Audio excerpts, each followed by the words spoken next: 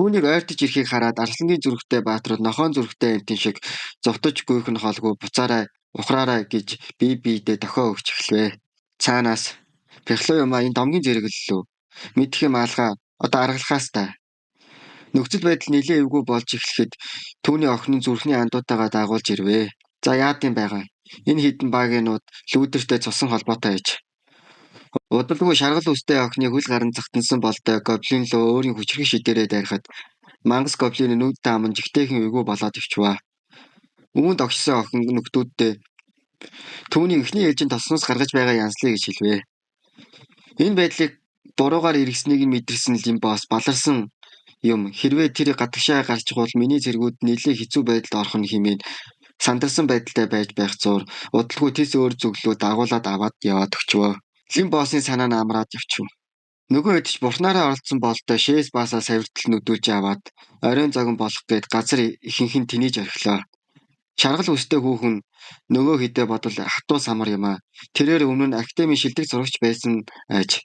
Тэрээр үхлийн өрөлт аваад мангас гоблин руу хүчтэй техник болох хорон жадаараа нэвт сүлбэж орхих нь тэр. Цаанаас ажиллаж байсан Лимбос ихэд гайхаж энэ охин нь ердөө 1700-ийн хүчтэй. Түүний нөхдүүд 1000 ч хүрэхгүй. Яагаад ингэж удаан тэсэд байна гэж өөрөөсөө асууж байх зуур хөд удалгүй мангас гоблин асар хүчтэй чимээ гаргаж Линк хэсэг сандаргаж орхилоо. Унахан унаж хэвтгэн хэвтэж нөгөө охин ч юу болоод байгааг ойлгож мангас гоблиныг арай өөр төвшнийх дийлэхгүй гэдгээ мэдэж аваад эрх охин шиг уйлж дуулж аваад аав минь хэмээн хашгирч орхилоо. Урд нь тулаад ирсэн аимшигт гоблиныхаараа шээсэн гожиж биеийн хөшөө шиг гацаж орхих нь тэр.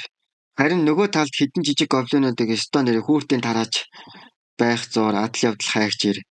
Холын зүг рүү хуруугаараа заахад нөгөө мангас гоблин чи хөөхөн охиныг барба шиг тэрвэрсэн байхыг хараад эцэг нь зог тусч бүү үзэгдгээ сэлмээ сугалж аваад охины араас явваа. Цаад аав нь олигтой юм хийж чадлагүй манартлаа зохиулж аваад газар эвхрээд унаад өгөө. Хөөхөн охиныг мангас гоблины савраас аврахын тулд адал явдал хайгчээр өөрийн бүх хүчээ шавхаж аваад асар хүчтэй шидээр мангасыг нэрглээ. Удалгүй мангас гоблин түүний нүдэн дээр нь сүхэрж унахыг хараад маш ихээр баярлаж хажууд байсан хоёртоо сайхан өнгөрөөд бүр болоогүй амаараа домогт адал явдал хайгч болж чадхаар юм байна гэж нөгөө хоёртоо өнгөрч байх зур эргэж харахын завдалгүй өлссөн бололтой нөгөө гоблинж ажиллаад идчихв. Тэрээр эдсэн даруйдаа хориулд орж дийлдэшгүй хүчийг нэгэнтээ олоод авваа. Нэгэнт хүчний хувьд тэнгэр газар шиг ялгаатай болсон учраас Линк гоблины доор байдаг гоблинууд өстой нэрээ андаараа алуулж зовтхоос өөр юу ч хийж чадсангүй. Нийлээд хохирол үзэж харсан Лимбос ч барахгүйгээ мэдэж цэргүүдээ эргэн тойронд байгаа цогцуудыг шүүрэх ажилд алгаж байх зуур хотын дарга болтой бандаасан сахалтай залууг мангас гоблин цааслах гээд бэлдэж байхад гайхамшиг гэлтэй шидийн гэрэл гарч ирээд мангасыг сүлбэж шахтуулваа. Энэ шархыг ариун сэлмийн багш өгдөг ба хуучин багийн гишүүд нь түүнтэй хамт ирсэн аж. Эдгээр хүмүүс бараг лорд төвшөнд хүрэхээр хүчтэй бодгалууд. Түүний багийн гишүүд дотор Маршал, залуу гоц авьяасна, Астин, ганц нүдэт чон, Эма, мөнгөлөг үст охин. Тэднийг ирсэн байхыг хараад хотын дарга баяртай аргагүй нулимс туслууж айхтар салааны өөдөөс нөгөө хүүрийг нь тараагаад байсан гоблин нам суусан өвгөн гэлтэй ерөөсөө баатрууд руу дайрахгүй хажуудаа байсан гоблиныг барьж идээд хэсэг байж байснаа ам нээхэн тэр. За хооминуудаа мань та нартаа муудалцмааргүй байна. Мөрөөрөө л явж байна. Удахгүй явлаа гэх ухааны юм яриад тэнгэрт байсан Лимбосод бүх бурууг чихэд Эстонерээ Лимбосын бүхсийг ухаад эхлэвэ. Мань гарч хүчтэй мөртлөө залтай туучин юм байлээ. Лимбосыг харсан ариун сүлмийн багш гот хэдл үсэрч аваад лууг унгаах гээд бэлтгэхэд Линч арга зээл сөвөгчлээ зүхтад алга болоод өгөө. Сэлмийн багш хорхоод идэгцэн араандаа 100 барина. Дараачуудаа тааруул шууд барих болно гэд шийдсэн харц гарган түүний зүхтаж байхыг харахаас өөр юу ч хийж чадсангүй. Галзуу хүүхнээс амтай голтой зогцсон Лин муу тэнийг хүүхэн яс аюултай амьсгавэ өөх шахлаа шүү. Дараачуудаа боломж гарвал би чиний тарих толгой биеийг чинь самрууландаа гэсээр луугаа унаад зайлаад өгөө. Нөгөө эдэн баатруудаас арай гэж зогцсон мангас гоблин нөгөө бүгшнийхээ араас нэхэл дагуулн явж байлаа. Удалгүй агуун тэнд очиход өөр гоблины үнэр хамар цоригдол үнэртэж тэрээр уурсаж энд ямар ч бүгшний юм алга новшин гоблинууд гэж харааж зүгх нь тунч аимшигтай. Нөгөө мангас гоблинч бөглөө ханыг нүцгэн гараараа нүдэж дотгошоогоо орохыг оролдов. Дотор нь байсан бэлэвсэн болонгоо алдсан хүүхнүүд бие биеэ тэрвэрч айдаст автаж яах ийхээ мэдэхгүй байлаа. Хэн нэгэнд дайрч орж ирэх гээд байна, айгаад байна. Юунаас нь айдаг юм? Очоод тулдъя гэхэд Эльфи хатан босс бидний хизээж барьж өгөхгүй бид гадагшаага гарахгүй байхыг тушаасан. Галзуу хүүхэнд бусдыгаа тайвшруулад Лим боссод итэг гэж зөвлөгөө өгөө. Удалгүй Лим босс гарч ирнэ. Мангас гоблины үгээр идэж зугтахтаа тун сүрхий юмаа пицтэй чин. Гэхдээ миний эзэмшил газраас амьд молтрон гэж битгий бодоорой. Лим боссч луугаараа галлаж мангас гоблин хамгаалж байх зур өөрийн хүчрхэг ном сумын дайралтыг хийж тэр дайралтаас нь бултаж дэвцэж очоод Лим босстой ойртож тулхан тэр. Тулаан эд чирүүн болж Лим босс гартай байх үхлийн бүгжээ ашиглахаар шийдэв. Эсрэг талын мангас гоблин түүний бүгжийг хараад ихэд уурлаж яаж чиний гарт очдог байна. Доод зиндааны нохоо минь чи юм уу миний бүгжийг хулгаасан байж одоо наашаага өгөөдөх пицтэй минь. Лим боссч тоосон юм байхгүй. Үүнийг хэлээд байна уу? Хэрэг буцааж өгөхгүй үл чи яах юм? Пицтэй чин гээд мангас гоблин дайралт хийхэд ядах юмгүй Лим босс бултаад. Чам шиг пицтэй том биетэй байж яаж намайг гүйцэх юм бэ? Пицтэй минь гээд өөрийн биеийн хязгаартай хүрч шинээр чадвар нь итгэвчлээ. Түүний чадвар нь мөстэй холбоотой хосгүй шид байдаг ба түүгээрээ мангас гоблины ядах юмгүй унгааж орхив. Лим боссч өөрийн азаа үзэж энэхүү хүчрхэг чадрыг нэгэнтээ өөрийн болгожээ. Яг үнэндээ мангас гоблин үхээгүй байдаг ба хулгайч нохоо шиг огцом дайралт хийж Лим боссыг хүчтэй хийстлэн зохиж орхих нь тэр. Агарт хийсэн Лим боссыг дахиад нэг хүчтэй зохиход амжилт Лим босс хамгаалж энэ ямар хүчтэй бидтэй вэ? Аз болоход тэр одоо хүнд чарахтай. Дээрээс нь өмнөх баатруудтай хийсэн тулаанаар түүний хүчнийг хээхэн сулуулсан. Энэ нөхцөлийг ашиглаад Лим босс суларч хүчгүй болсон мангас гоблинд өөрийн хүчтэй техник хийж амин зүрхэнд нь хутга зоож одоо нэг юм түүний газар унгааваа. Арайхийн хүнд тулаанд Лим босс ялд авч галзуу хүн түүнийг татгав. Лим боссын төлөвлөгөө нь мангас гоблиныг удирдах түүний доор байх гоблинуудыг түүгээр устгуулахаар бэлдэж мангас гоблиныг харин галзуу хүүхэн өөрийн хүчээр амьлуулваа. Лим босс энэ тулаанд асар их хүч олж авч өөрийгөө боддоор сайжруулахаар шийдэв. Түүний шин чадварын гажуудлын нэгдэл бөгөөд энэхүү чадвар нь дайсны биеийн хэсгийн аль нэгийг булааж авна өөрийн биетэйгээ нэгтгэдэг чадвар. Үүнийг Лим босс өөрийн ген идэх чадвартайгаа хослуулна. Лим босс улам хүчтэй болов. Лим боссын хүссэн хоёр хүсэл нь нэг дор биелв. Хөлн газар хүрэхгүй баярлаж байхад боссоо ямар нэгэн болоо юу гэж Гоби охин асуухад юу ч бишээ. Тэгвэл та үүнийг хүсэж байна уу гэд өөрийн хоёр мөөмөө үзүүлв. Золгсон байдалтай Лим босс та нар чи ямар ядаргаатай юм бэ? Намаа хэдэн өдөр тайван байлгачиж болдгүй юм уу? Өдөрт хэд хэдэн удаа хосолцохоор чинь миний бие яаж тисэх юм? Боссоо нөгөө хүн чинь дахиад л асуудал тариад байна. Лим босс төд бодлогүй хоригдож байсан лүүдэр дээр очиход ухаан санаа нь баларцсан байдалтай лүүдэр түүнийг өгтөж авах нь тэр. Лим босс ирвүү. Надад хэлээч. Миний аав болон бусд нь амьд байгаа юу? Аавыг чинь лорд төвшний дайсан ганц хацалтаар амьдаар нь идсэн. Харин дүүгийн чинь цогц зайл хэдийн алга болсон гэхэд толгойд ирэхээ барьж алдаа хийснээ ухаарсан лүүдэр би чамайг өдөж том доорох ёсгүй байсан юм. Чиний өмнө ухаантай дүр эсгээд хэрэггүй байсан юм гээд хөл дээрээ боцоод мангар том чулууг тухаараа мөргөж орхиод унаадаг вөө. Лим босс хоёулаа бие удаан зовоож шаналгасан. Тийм болохоор чамайг үзэн ядах хүсэл төрөхгүй байна. Чиний зовлонгоос чинь салгаад өгье гэж хэлээд хутгаа далааж түүнийг зовлонгоос нь чөлөөлөв. Дүрэс солигдож хаа нэгтээ ойров мангас гоблин дахин ороод би Аратны хааны омгийн тэргүүн байна. Эзэн чинь байна уу гэхэд харанхуй ой дотроос мангас гоблинаас 5 дахин том биетэй өхөр шиг хэлбэр дүрстэй аимшигтай их хоолн дуртай өхөр Оны Нью Дали гарч ирвэ. Түүний нөхцөр том бие болон аимшигтай төрхнөөс нь сүрдсэн мангас гоблин. Ийм бол чиний төрөл нэгтэнгүүдээр хийлгэсэн зэвсэг. Үүнийг чамд өгье. Өөрөөр хэлбэл жинхэнэ эзэнд нь өгч байгаа юм хэмээн газар сөгдөж бүгжийг түнд үзүүлв. За яриад чи юу үсэж байгаа юм? Чи угаасаа мэднэ биз дээ. Бид нэр ариун сүмийн хүмүүсийн нутаг дэвсгэрт хөл тавихгүй гэсэн гэрээтэй. Би чиний өмнөөс лордод хүсэлт гаргаж өгье. Хүний эд зүйлстэй арилжих талаар тэр зөвшөөрөн гэж бодож байна. Эцээ шинэхэн мах цус амснаас хойш нэлээ удлаа. Хэд хоногийн дараа Лин өөрийн статистикаа харахад тэрээр аль хэдийнэ 70 левел хүрч бурхныг бузарлагч ирээдүйн бурхан хэмээн хүндэт цолыг өөртөө авсан байлаа. Нийт хүч нь 3100 авсан байлаа. Хэдийгээр түүний түвшин нэлээд өссөн ч Сэлмийн ариун багштай энэ тэнцэх нь арай л болоогүй. Сэлмийн ариун багшийн хүч нь 4000 шахуу байж. Гэрэл гэгээ хотыг усгаж чадвал би бүхэл бүтэн баатруудыг давсан айран байгуулж чадна. Эцэст нь би дахиж нуудах шаардлагагүй боллоо гэх гүн бодолтой автаж байхад Линтян мангас гоблин найзуудаа агуун амсар дээр аваачсан. Чамайг хүлээж байна. Бид чамтай хамт гэрэл гэгээ хот руу явах уу? Хэрэггүй. Ийм бол элдэт гиген шиг хүчрхэг дайснуудтай хийх тулна. Хэрвээ байдал муудвал би зогтож чадна. Харин та нар явбал надад л ачаа болно. Би мангас гоблинд чиний тушаалыг дагах нууц үгийг өгсөн. Намайг битгий гонцойлохорой. Харин миний хүлээлтэнд хүрч чадахгүй бол би чамайг хатуу шийтгэн гэж галзуу хөхөн сүрдүүлсэн байдалтай хэлэхэд Лимбосч том чээж гаргаад харин хин хинийгээ шийтгэх болдоо гэж яжидсан байдалтай хэлж орхиод яваад өгөө. Огцон газар товлсон цагтаа тэд уулзаж Оны өхөр өөрийгөө танилцуулж тэд хоорондоо дайны төлөвлөгөөгөө ярилцаад Лимбосч Нью Далигийн хүчийг харваа. Тэрээр өдгөө 80 левел хүрсэн бөгөөд нийт хүч нь 3500 байж. За тэгэхээр guys Лимбосын хүч 3100, Нью Далигийн хүч 3500, Сэлмийн ариун багшийн хүч нь ойролцоогоор 4000 гэдээ ойлгочих болно шүү guys. Нөгөө хэд Оны өхөрнүүд Лимбосыг хараад сул хүчтэй байна гэд явах гэтэл цаанаас мангас гоблин ноён Нью Дали санаа зовлтгүй Линчаны хүчний хувьд надтай адилхан гэж хэлж болноо. Би өөрөө ч баталж чадна. Ингээд тэд хоорондоо хамтарч гэрэл гэгээ хот руу дайралт хийхээр бэлдв. Хот даяар газар хөдөлж байгаа юм шиг мэдрэгдэж үнэхээр нөсөр том биетэй өхөрнүүд цайзыг цөмлөн гулгаж орж ирээд эргэн тойрны хүмүүсээ хайр найргүй алж талж байв.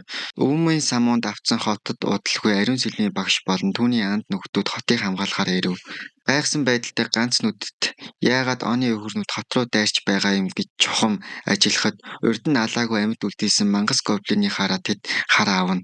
Мангас гоблин л Оны өхөрнүүдийг наашин дагуулад ирж ийм зүйл болохыг мэдсэн бол эртхэн мангас гоблиныг алчдаг байж хэмээн харамсаж байх зур. Сэлмийн багш энэ бол миний алдаа. Тэр үед хэрэггүй луута гоблины араас мөшгсөн. Би алдаа гаргасан болохоо нэг би засах болно хэмээн Оны өхөрлөө сэлмээ сугалж аваад арваа. Сэлмийн багш Нью Дали өхөр хоорондоо ам нам үздэг ба яг цэвэр хүчээр тэмцүү болж таардаг.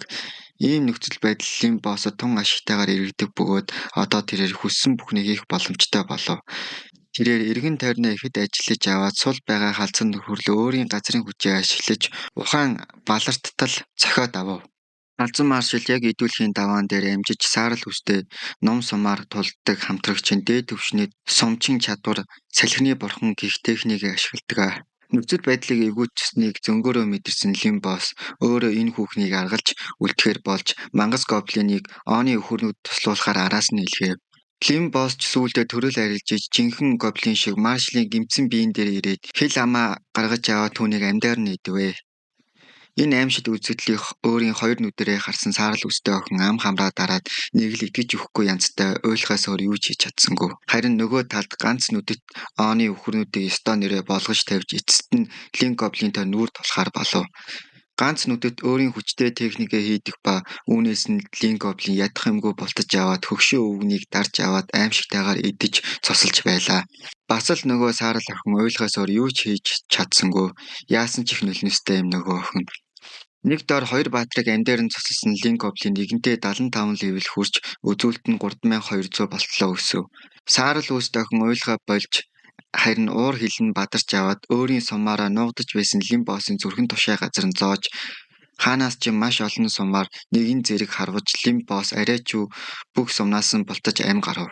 Энэ хүүхэн чинь сумыг ямар аимшигтай чадварлаг ашиглаад байна. Хэрвээ би чулуу ханыг бамбаа болгоогүй байсан бол бултаж чадахгүй байлаа. Аюултай хүүхэн байна.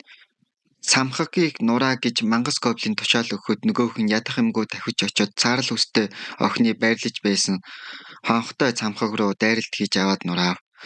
Аргагүй байдалд орсон охин доош бууж ирэхэд ангаа отож байсан арсан луугаа адил Лимбос унах цагийг нь нарийн тооцоолж сумаараа харваж орхив.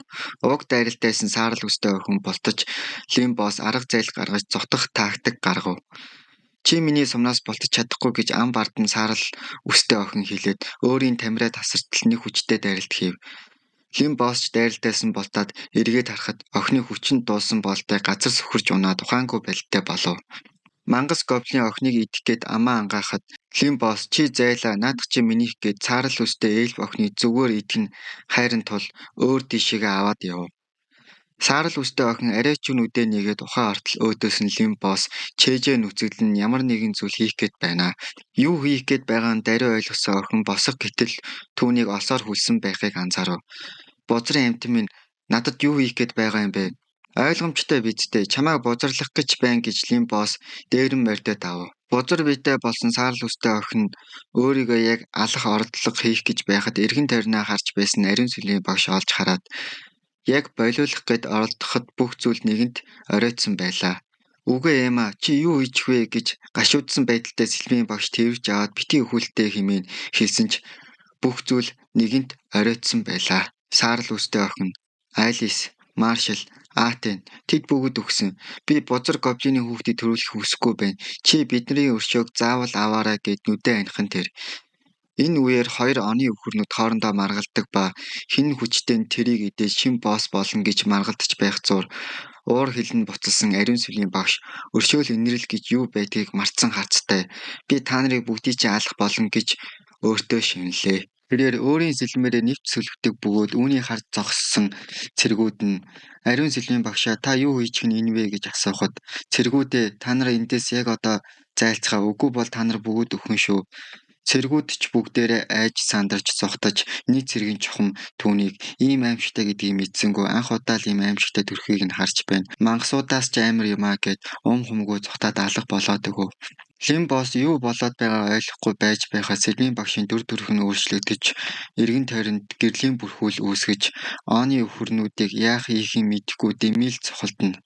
Ариун Сэлмийн багш дээшээгээ гараа явуулж асар хурдтай гэрлийн бүрхүүлээр хотын зүг рүү хараад буулгахад асар хүчтэй газар дэргэж газрын гадарга хоёр хуваагдаж оны өхөрнүүдийн цогцос энэ тэндгүй хуваагдсан байдалтай болов. Сэлмийн ариун багшийн хүч нь үлэмж ихээр нэмэгдэж ойролцоогоор 5,000 холд авсан хүчтэй болгон тэр. Зогтсон минь аз боллоо. Би тэрийг зөвхөн сэлмээр тулдаг гэж бодсон. Гэтэл тэр бидтэй чин хараалтай байлэр шидтэн байсан байна штэ. Тулааны хүчээ нэмхийн тулд заавалжгүй амь насаа дэмжин тавих хэрэгтэй юм байх таа гэж Лим бодох зур. Гайхалтай агуу хүч чадлыг олж харсан хотын захирагч хүмүүс хандаж тэрээр амьдралдаа хизээч ялагдаж үзээгүй энэ бүх хүч Сэлмийн ариун багшид тохирсон хүч байна. Манай хаант улс ялагдчихгүй билээ. Учир нь ариун Сэлмийн багш дэндүү хүчрхэг. Ариун Сэлмийн багш түн бомб наслаараа хэмээн цэргүүд нь уухаалн арилсойрол байв. Гэвч өөрийн амь насаа дэнжин тавьсны гайгаар түүний хүч нь нэлээд суларч 2500 хавцаал хүчүүлдэв. Хүчин суларсныг мэдэрсэн Лим боссын сэрэлэнд хөдөлж Сэлмийн багшийг нууцаар ажиллаж байв. Хараахан дуусаагүй байна. Одоо чиний ээлж ирсэн гэж хэлээд ямар ч хүнд чарахыг эмчлэх чадaltaй шилтэй шингэнээ уух гээд амруугаа айртуултал Лим босс түүнд боломж өгүүлгүй ном сумын хүчээр дайрав. Хулгайч нохоо шиг гиндүүлж дайрах тийм гоё байна уу? Сэлмийн ариун багшаа та бүрэн идэвхтэй л анхаар бидэнд энэ нөхрийг даатах. Өөрийгөө доромжлуулахыг төвчхгүй ууралсан Лин гоблин чи намайг юу гэсэн бэ? Тийм ээ чи бозар ичхүүргүй. Наад өгчин бишээ тэрний өмнөх үг. Битгий олон юм гуцаатай бузрын гоблино чамаас ариун баатруудын өршөөг заавал авах болно гэж Сэлмийн багшийг идэвхтэл цаг хожиж өгөхөөр болов. Линч ядах юмгүй дунд нь ёстой нэрээ эргэж хэдэн цэргүүдийн зүрхийг стонерээ сойголж өгч байна. Харин цэргүүдийг нүднийх нь өмнө алуулж байхыг харж тэсэлгүй Сэлмийн багш ухасхийн босоод сэлмээрээ далааж айхтар хүчтэй өшгөлж орхив. Ямар хүчтэй өшгөлдөг юм бэ? Түүний хүч нь ойролцоогоор 2500 байтал яагаад одоо хүртэл ийм хүчтэй байна? Пицтэй чин өөр арга ашиглахаас гээд өөрийн хүчтэй шидийг ашиглаж дайрахад ядах юмгүй сөрсөн дайралт Сэлмийн багш хийж ам нам үзэж байлаа. Лин нөхцөл байдлыг ажиглаад удаан үргэлжилбэл хоёул үхэх нь би сүултээ ялагдаж мэдэх нь хөөе Сэлмийн багшаа ялагдлын амт чам таалагдчих байна уу? Амаа татгээ Сэлмийн багш тоос манартал хүчтэй цогтол Лин босс бултаж аваад хажууд нь байсан цэргүүд рүү дайрч аваад цэргүүдийн бүр зовтох үедээ ашиглаад ч аав. Хэдийгээр хүчээр мууч гэсэн Сэлмийн багшийг хурдаараа ядах юмгүй гүйцэж байлаа. Хөөе будраа зовтгоо болооч. Лин босс ч тактик ашиглаж түүний хамгаалтыг сулартал хүлээж байлаа. Нэг цагийн дараа гэхэд өвчин золонгоо дийлж чадхааргүй болсон цэргүүд нь сэлмийн багшид хандаж өөрсдийгөө алуулахаар зэхэж байлаа. Лим босс түүнийг цэргүүддээ анхаарч байхад нь нэг цэргийг нь өвөөш болгоод ард нь хулгайч нохоо шиг нуугдаад ухаан санаа самуурсан сэлмийн багш Лим боссыг гэд хэд улаарч хажуудаа байсан цэргүүдээ үл тоон ээлж дараалан алж талаад нэг л эвгүй болоод явчихв. Энэ нөхцөл байдал эцэст нь Лим босст аштайгаар иргэдэх ба цэргүүддээ өөрийн гараар алсан сэлмийн багш нүдэндээ итгэж өгүүлэхгүй би юу хийж гэнэ энэ вэ гэсэн байдалтай гацаж орхив. Галзуурхаас наагур болсон сэлмийн багш яагаад би бүгдийг нь алчих вэ гэж өөрөөсөө асууж цөхрөлд автаж байх зур энэ боломжийг алдахыг хүсээгүй Лим босс түүний зүрхэн тушаа газар нь хутгаар нэвт сөлбөв. Бурхан тэнгэр минь эцэст нь би бүгдийг нь хамгаалж чадсангүй та хүртэл надаас нүр бурууллаа гэж үгээд тухайн алдаад унаад өгөө. Ариун сэлмийн багш нилээд цус алдсан болохоор цаашид хөдөлж чаддгүй. Энэ завшааныг ашиглаад Лим босс ийм хүчтэй эмэгтэй хүртэл өөхөн төхөөд ирэхээрээ сул дорой болчих гэж шууд алаад хайчихвал надад хайрын санагдаад байх юм гэд гараа алхуурхан явуулаад ингрийг нь тасар татваа. Манай хүнч ангаж цангаж явсан юм уу хэдэн хүнийг янзалчих вэ? Удалгүй цаанаас сүмийнхэн ирж байна гэсэн зургаар туслах гоблин 8 бодорой гэж цухтад алах болоод өгөө. Удалгүй гангаар хийсэн хоёртой болтой сүрдмээр амьтад гарч ирдэг бөгөөд ахлагчин болтой залууч энэ өмхий гоблиныг босч болохгүй шүү. Хүчтэй хэрнээ их залтай болгож байгаа юмаа гэд цэргүүддээ тушаал өгч гоблин руу дайруулав. Энэ цэргүүд ийм хүнд хоёртой мөртлөө яагаад ийм хурдан шалангаа байдаг байна? Ариун харуулын цэрэг нь Лим боссоос нэг тутгааргүй хүчтэй бөгөөд ойролцоогоор 3000 шахуу хүчтэй ээж. Лим босс биеийн хүчээр адил шахуу болохоор өөрийн гараа зүсээ тусгай чадвараа ашиглаад нэг харуулгын нүдийг нь сохлоод далин гараа зүхтаа дамжив. Ирчүүдээ түүнийг битээхөө зовтож байсан манай хүн эдгээр новшнуудын нэг цэргэн гэтэл 3000 гаруй хүчтэй үүний эсрэг яралтай төлөвөө гарах хэрэгтэй гэд бодоод дамжив. Ариун харуулын ахлагч цэргүүддээ бэлтгэлээ базаахыг сануулж бузар биетэй болсон ариун сэлмийн багшийг лам бөөгөөр ариусгах хэрэгтэй. Хэрвээ үгүй бол энэ хөөрхөн охин бозардсан биенээсээ болж нилээд их шаналх байх гээд үнэн голоосоо айж байлаа. Хар хурдаараа зогцсон Лим босс зүгээр байхгүй юм а нөгөө л сурсан өлөн цангаа гаргаж өхлүүд байдалтай хэвтэж байсан оны өхөр боссын биеийг идэж аваад түүний чадал нь нилээд өсөж 80 левел хүрлээ. Ингээд тэр гэрийн зөвлөгөө явлаа. Гэртээ эргэж ирэхэд байхын туслахууд нь та ялсан уу гэх утга агуулгатай асуулт асууж ирэхэд дэдгүр амтан амаа нээж тийм ээ энэ тулаанд бид ялсан. Тэгээд ч болоогүй надаас бараг хохирол гараагүй гэж хэлв. Чамайг шилдэг гайхамшигтай гэдгийг чи мэднэ. Бас агуу гоблин болон гэдгийг чинь ч мэднэ. Ман чин цангаад байна. Алуу наашир гэд Лим босс тэр гараад давваа. Хөгшөө би нилээ ядарч байна. Намайг арай л гамгүй идлээд байна штэ. Би жоохон амарч болох уу? Тэглэж над хийх ажил их байна гэд галзуу хүүхнийг ойртуулсангүй. Тэрээр за манайха энэ удаа бид нилээн том ялд байгуулсан болохоор хүмүүсээс айгаад байх зүйл байхгүй. Шин газар олоод айрмаа улам сайжруулна. Шин газартай ч боллоо. Энэ байдал нь Лим боссод хангалттай санагдсангүй. Улам ихээр шунаж цэргүүдээ хандаж загалмаатны аян тань хийхээр цэргүүдээ уриалжээ. Үржил хийх дуртай цэргүүдээ манай энэ хавь зөндөө хот тосгод байгаа. Бид тэндээс эмис охтуудыг хулгайлна. Хайр найргүй алж болохгүй шүү. Эсэргүүцсэн хүмүүсийн толгойг нь цааш харуулад яваарай гэсээр тэд хэдхэн минутын дараа 10 тосгон эзэлдэг бөгөөд тэндээс 230 эмис охтыг шүүрээд авав. Лим боссод хангалттай санагдсангүй. Дараа нь 700 гаруй километр замыг туулж 2 жижиг хотыг эзэлж аваад эмис охтыг шүүрж авахд ойролцоогоор 1000 гаруй охтуудыг шүүрж авч чадсан байлаа. Бас л хангалттай санагдсангүй. Цаашлаад улам давраад Косолоро хот руу төхөж байлаа. Үүмээ самон болж байдаг бөгөөд тосхны иргэдүүд маш олон тооны тосгод зүүрсэн гэсэн гашуун мэдээг дуулаад итгэл найдвараа алдаж залбирхаас өөр юу ч хийж чадсангүй. Цаашлаад эрхэн дэгжин болтой эс төвшний хамгаалагч гарч ирдэг бөгөөд тэрээр ард иргэдийг тайвшруулад хотыг хамгаалахаар тулдахаар болов. Франк дарга гоблинууд дайрч байна гэсэн мэдээгээр манай хүн залуусаа дагуулад сүртэн аргагүй ирж байлаа. Манай талын гоблинууд болон адал явдал хайгчид хоорондоо нүүр тулдаг бөгөөд хүмүүсийн урд гараад зогсон нэг ирэх юм. Юу вэ? Хэдэн шүлхий өвчтэй гоблинууд юу хэн байх вэ? Ажлаа хурдан дуусгачихвал та нар надад ганц юм авч өгөөрэй гэж том дуурч байлаа. Удалгүй ахлагч нь луу унсан гоблиныг хардаг ба эдгээр гоблинууд жирийн биш гэдгийг нь мэдэж аваад хот руугаа шээс алдаад гүйж орлоо. Хотод энэ тэндгүү сэлмний хангина, өөмөлтийн самуун гэд болохгүй зүйл болж байлаа. Хүүшээ, чи чин эдгээр гоблинуудыг зохицуулаад өгөөч. Би яагаад ч зохицуулж чадахгүй. гээд толгой тархиа дараа твтэж байсан эрхэм дээр Баатрын түвшний Гобсон очоод түүнийг зохицуулаад хайчваа. Дараа нь Гобсон босстой хандаж энэ өвгөн их хүчтэй харагдаад байна. Яавал дээрвэ гэж асуувал нээ хүчтэй харагдахгүй л энэ та.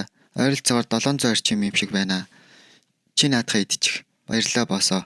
1 сарын дараа Сэлмийн багшийн би гайгүй юу? Цаадах чинь төрөх гээд байж байгаа. Ариун ордон дотор Сэлмийн ариун багшийн гидсэн нэлээд зүтрэг болсон хүүхдэд төрүүлэх гээд бэлдэж байлаа. Удалгүй хүүхэд төрдөг бөгөөд энэ хүүхэд нь хүүхэд биш харин гоблин байж таардаг. Эвэртэй тулаа харсан юм шиг ариун гэлма түүнээс гоблин хүүхдийг булааж авах гээд байж хахад түүнд битгий хөр энэ миний хүүхэд харалтаа тэрэнд ямар ч буруу байхгүй. Энэ бурхны өгсөн бэлэг энэ тэргээд их хүн болсон Сэлмийн багш хүүхдэд хайрлаад болж өгдөггүй. Удалгүй гаднаас хаант нь орж ирдэг бөгөөд балаан гоблин хүүхдийг хараад золтоол ойчоод унсангүй. За Сэлмийн багш минь би таныг хүндэлдэг гэхдээ наадах чи арай биш ээ гэж хүүхдийг түүнээс эвгүүцсэн байдалтай авах гэд хуруугаа сарваахад агуу хаантаа би таны тушаалыг эсэргүүцэж чадахгүй. Гэхдээ би энийг бурхны бэлэг гэж бодож байна. Чи юу гээд байгаа юм бэ? Чи ба шилдэг баатар. Эзэнт гүрэн ард иргэдийн төлөө зөндөө тэмцсэн. Тиймээс хаандаа над балаан гоблиноо өгч. Бурхан чамаа шийтгэхгүй. Би таны үгэнд итгэхгүй байна. Тэр нэгэн аимшигтай өдөр би өөрийн маш олон хүмүүсийг хүүс тэмтэрсэн. Бурхан намайг тэнгэрээс хараад миний хүчийг сулруулж доошоогоо унгаасаа гэж Сэлмийн багш цөхрөл автсан байдалтай хэлэхэд гэлмаа агч нь түүнийг тайвшруулж энэ бол бурхны өгсөн шийтгэл биш ээ гэд охины сэтгэл санааг нэлээд дээшлүүлж байгаад хүүхдийн шүрэх гэд гараа сарваахад гэлмаагийн үрчээсэн гарыг холуулад та нар намайг ойлгохгүй байна. Бүр хинч намайг юу мэдэрч байгааг ойлгохгүй байна гэж аимшигтайгаар уцаарладаг. Цаашид би Сэлмийн багш байхаа болсон. Айлс гэх өрөвдөлтөй эмэгтэй л болж хуурсан. Та нар бүгд гарцгаа та нарыг харахыг хүсэхгүй байна гэсээр нүдэн дээр нь бөөгнөрсөн нулимс гунигтай аргагүй бөмбөрч унтааг. Дараа нь хаан өргөөндөө заларч байхдаа үнэнч жанжингаа дууддаг. Үзэсгэлэн төгөлдөр үнэнч жанжин ирээд хаантаа та агуу билээ. Намайг юунд дуудуулсан билээ? Энэ гоблинууд бүр толгой дээр гарч тэгээд ч болоогүй ариун Сэлмийн багшийг бузарлаад сайхан доромжилж байна. Чи өнөөдрөөс эхэлж миний өгсөн 10,000 зэргийг удирдаад гоблинуудын тосгонлууд дайрна. Дүрс солигдоход гоблин хүүхэд үржүүлээд ихэд завгүй байлаа. Хаанаас ч юм бэ? Олон төрөл зүйлийн аимшигт араатнууд гарч ирэв. Лим босс цэргүүддээ эдрийг тогтоо одоо үржлийн чухал үе хамгаалах хэрэгтэй байна гэд дээш харвал үнэхээр сүрлэг бардам хагас хүн хагас бүргэд түүний өдөөс хараад зогсож байв. Каннибал бүргэд левлэн ер хүрсэн бөгөөд өдгөө хүч чадал нь 4,000 давсан асар хүчтэй ижил төрлөө идэж чаддаг аимшигтай бүргэдтэй харц тулхан тэр. Сүрлэг жавхлант каннибал бүргэд чи энэ овгийг удирддаг уу? Тийм ээ эзэн минь намайг аврал инэрлэлтэй хайрлж авраач. Эдгээр амьтдыг тараахад тус болоод өгөөч. Чамтай яагаад би хамтрах ёстой гэж. Би тэнд зориулж 10 хүнийг бэлэг болгож өгье. Та болгоогооч гэхэд каннибал шоу муухай бихраад бусад амьтдыг зогсоогоод за гоблино чиний хүүхэд төрүүлдэг үйлдвэрт асуудал байна. Үнэр танараас нь болоод эдгээр амьтад дайрч байгаа шүү. Дөнгөж төрсөн нэрэ хүүхдийн үнэр үнэхээр хурц байдаг. Цаашлаад каннибал бүргэд гоблины тосгонлоо зөвлөдөг.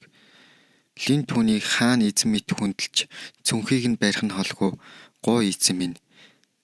Надаас хүсэх зүйл байна уу? Алив хилээдэх. Хөөе. Энд яагаад юм олон эмэгтэйчүүд байна? Эдгээр эмэгтэйчүүд чиний хүүхэд гаргадаг үйлдвэр юм уу? Каннибал шувууч болгоомжтой байхыг сануулж хэдэн шууданд хийсэн эмс огтой аваад гэрийн зөвлөө яван атна. Сэтгэл санаа нь амарч гайгүй болсон лим боссч үржүүлэхийн ажилдаа эргээд оров. Гоби охиноос хэдэн хүүхэд төрснийг нь лавж асуувал ойролцоогоор 3,000 гаруй хүүхэд төрсөн. Тэднээс 10 хүүхэд мутацид орсон өндөр түвшний гоблинууд байсан ч тэднээс нэг нь ч амьд үлдээгүй. Учир байдлыг ойлгосон лим босс хүүхдүүдийг маш ихээр үйлдвэрлэхийг тэрэнд сануулад яваад өгөв. Өргөөндөө ирээд системээ нээхэд одоогоор та агуун буш гих хүн зүгэлж очтгүй газарт та омгоо сууршуулж хангалттай үржил шимтэй аюулгүй амар тайван газар олж авсан. Цаашлаад агуун гүн дотор төрөл бүрийн амьтад болох туулай мах агнаж түүгэрч дуусаагүй 7 дугаар түвшний хүчрэхийг аянгат баавгааг барьж авдаг. Өөрийн үржүүлэх хэсэгтээ ашигласан түүний хүч нь ойролцоогоор 3,000 хүрнэ. Энэ бүх хичээл зүтгэлийн үр дүнд та асар ихээр омог болон хүмүүсээ сайжруулсан. Удалгүй 1 сар болж омог нийлээд хүчээ авсан байлаа. Тосгон руу дайрахаар ирсэн цэргүүдтэй ахлагчин хандаж "За дайч та, одоо бид гоблины тосгон руу дайрах болно." Цэргүүддээ бэлтгэлтэй байхыг сануулж байх үед дээшээ тэнгэртлөө унсан гоблин эргэлдэж байв. "Чи босс нь уу? Манай тосгоныг эзэлж аваад дотор нь байсан хүмүүсийн хайр нариг алсан гоблин мөн үү? Харин чи ариун сүмийн нэрийг барьсан босромог амьтан мөн үү? Чам шиг сүүлээ авчиад агуун болшроо зүхтаагүй шүү аимхай гоблин уу. Олон юм яриад явах. Миний ард байгаа зоригт арслангуудыг хуцалгүй сайн хараад ав" гэж сэлмээ хуйнаас нь цуглаад "Сэлмийн багшийн өршөөг авцгаая. Өөртөө хэд итгэлтэй байх шүү. Сэлмийн багш үнэхээр сайхан хүүхэн байсан шүү. Тэр үнэр амтыг нэ ванли гэж албаарлын босс улаан үстийн шарыг малтаж уур хилэндээ автсан улаан үст унжижсэн сэлмээ хуйнаас нь суглаад дайн эхлэв. Өмнөхлөө буцвал 2 цэрэг тосгоныг тагнуулдаж байхдаа санаандгүй лим болон түүний цэргүүдэд бариаддаг. Одоо цаг руу буцвал улаан үст цэргүүдтэй хандаж бүгдийг нь алж талцгаа гэж тушаал өгч байхад тэнгэрээс асар хүчтэй амьтан бууж ирдэг бөгөөд улаан үст цэргүүдтэй болгоомжтой байхыг сануулдаг. Ингээд дайн болох нь ойлгомжтой болсон ч гэсэн хүмүүс бодлоо өөрчлөөд хүмүүсийн айр нутгийн зүг буцлаа. Хааны ордонд бөөн үмэн уурлаж бөхөнцсөн ард түмэн "Наад чи төрийн хүүхдээ устгаач, бас бозрон хүүхнээ зайлуулаач." Энэ тэргээ сэлмийн ариун багшийг эсэргүүцсэн хүмүүс их байлаа. Шийдсэн байдалтай хаан айлсээ өрөөлөө явж байхдаа хангалттай "Наад хүүхдийн асуудлыг чи одоо шийднэ. Тэгэхгүй бол бослог гараад хэцүү байна. Нэг талд нь ард түмэн, нөгөө талд нь айлс. Би хаан учраас үүнийг шийдэх болно" гэж бодсоор айлсгээд хаалгаа нээхэд айлс ээж болсон хүүхдээ эрхлүүлж байлаа. Энэхүү чигшмээр байдлыг хараад "Чи наад гоблиноосоо болоод их өөрчлөгдсөн. Чи чинь сэлмийн баатар биз дээ. Одоо өөрийгөө хардаа" гэсээр сэлмээ сугалж авна. Гоблиноос холдохгүй бол гэмтэж магадгүй шүү гэж хэлээд бяцхан гоблин руу сэлмээ далайхад сэлмийг нь нүцгэн гараараа барьж авсан айлс "Юу гуцаад байгаа юм бэ? Эзэнт гүрнийхээ сайн сайхны төлөө би чамайг хэвийн болгомоор байна." Хааны сэлмийг агшин зуур булааж авсан айлс хаан руу сэлмээ далайч "Та надад ингэж хандаж болохгүй шүү дээ" гэж гомдсон маягтай хэлэхэд хаалхаар гэрлийн ариун туяа орж түүнийг хийслэн цохиж унгаав. Энэ шидийг хөл нүцгэн халзан толгойдоо пап хийжээ. Кардинал Бишон дээд түвшний ариун шид ашигладаг бөгөөд хормын төдөд айлсыг шидэт торонд хорж орхиод хаанч бяцхан гоблиныг ээжийнхэн хажууд алж чадахгүй болохоор бүхнийг кардинал Бишон даатгав. Кардинал Бишон илээ балаа болсон айлст энэ хүүхэд шийтгэл биш гэдгийг сануулж хэлээд "Хонгорхон айлс минь, бурхан чамайг орхиогүй. Харин чи бурхныг орхисон" гэд айлсын нүдэн дээр хүүхдийг нь устгалаа. Хаанч ууралж ундуудсан ард түмний өмнө гоблины амьгуу цогцыг авчирч тэдний өмнө шидэж орхиод баярлаж гайхсан ард түмэн бузрын биетэй болсон айлсыг шийдэх ёстойг хаанд сануулхад харгас хүүт нь хоолоогоор "Та нарт би хүснэг чинь өглөө, харин айлсыг илдвэр хэлвэл хинч байсан хамаагүй шийдэх болно" гэдэг. Ард түмэн айсандаа юу ч дагуулж чадсангүй. Дараагийн өдөр нь хаантай гомдож ууралсан айлс хааны ордонгоосоо зүхтаад алах болоод өгөв. Дүр солигдож Берсерк аль хэдийн ич хэдийг ашиглаж өдгөө 70 левел хүрч нийт хүчин 3100 авчээ. Хатарсан гоблинууд Берсерк шиг 70 левел хүрэхийг хүсэж байлаа. Нойр нь хүрсэн байдалтай лимбос цэргүүдээ залхуурж байгааг нь мэдээд зүгээр суулгүй түвшингээ ахиулахыг гоблинуудаа сануулад "Хэрвээ би байгаагүй байсан бол та нар өдөрт ийм түвшинд хүрэхгүй байсныг хэлдэг. Гэхдээ босс гадаа амар аюултай байна штэ. Гуцаад байгаараа улгаачудаа. Би бүр аюултай байгаа зүтэй." Боссоосоо айсан гоблинууд ой мод руугаа бэлтгэл хийхээр гүйж отлоо. Одолгүй каннибал шувууд тэнгэр дээрээс буугаад "Линт яана? Би чанд бусад эцдүүдийг танилцуулна." Лимбос урайлахын хүлээж авлаа. "Дургуцгүй байгаад чинь баяртай байна. Ингээд энэ нөгөө нэг гоблин үү? Аа тийм. Энэ бол өмнөдийн эзэн Алтан гөрвөл. Тэр бол хагас хүн хагас гөрвлийн эрлийз нийт хүчин 3990 шахуу. Ингээд таач бас хүмүүс нугасгүй бидтэй. Алтан гөрвөл түүнийг үл тоож торон дотор хоригдож байсан хүмүүсийг нүдэрээ идэх гэж байгаа юм шиг ойртлоо. Хэсэг хугацааны дараа гөрвөл каннибал бүргэд рүү харлаа. Жавжинд нь шүүс амтагтаад болдгүй.